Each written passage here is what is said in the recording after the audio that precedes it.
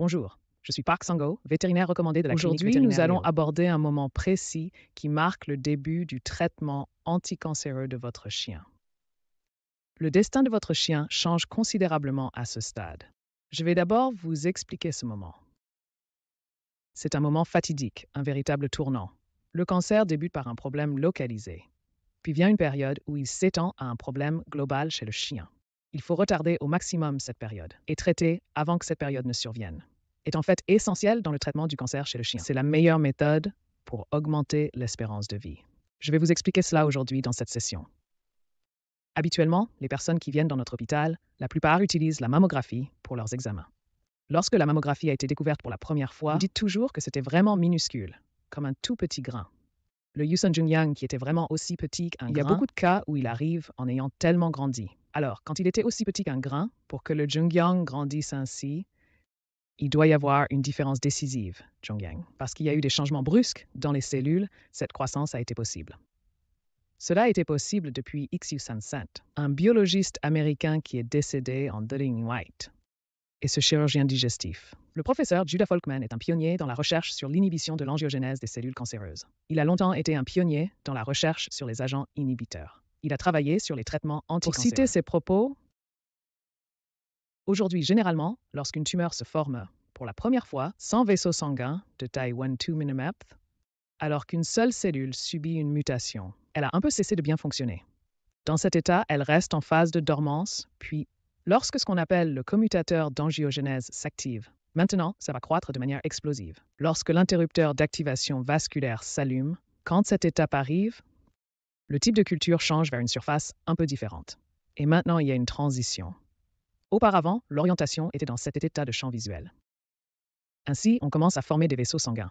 Comme des racines qui s'enfoncent dans le champ visuel, nous entrons dans la phase de formation des vaisseaux sanguins.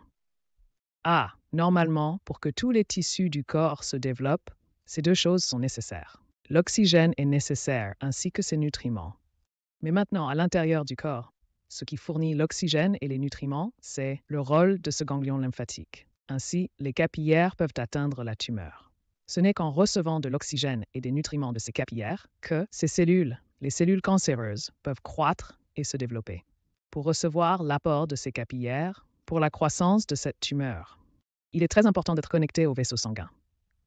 Les tumeurs non connectées au vaisseau sanguin, leur croissance est très limitée. Comme l'a mentionné tout à l'heure le professeur Judah Folkman, certaines tumeurs en état de dormance. En réalité, cela ne peut plus vraiment affecter beaucoup le corps.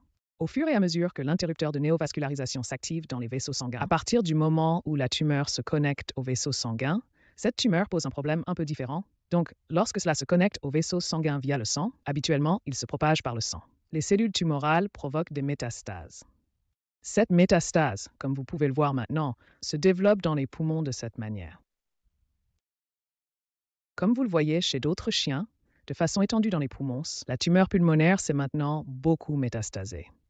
Comme vous l'avez vu tout à l'heure, le terme tumeur.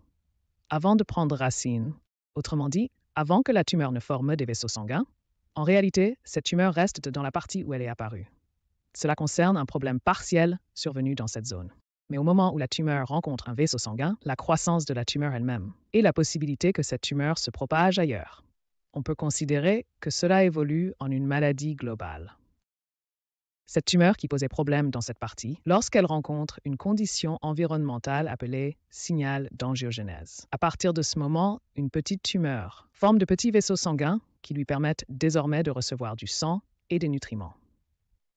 Il existe principalement 3 causes qui activent ce signal d'angiogénèse. Je vais expliquer ces 3 points un par un à l'avenir. Si vous souhaitez retirer une tumeur mammaire sans anesthésie ni chirurgie, vous pouvez contacter la clinique vétérinaire Léo. Merci.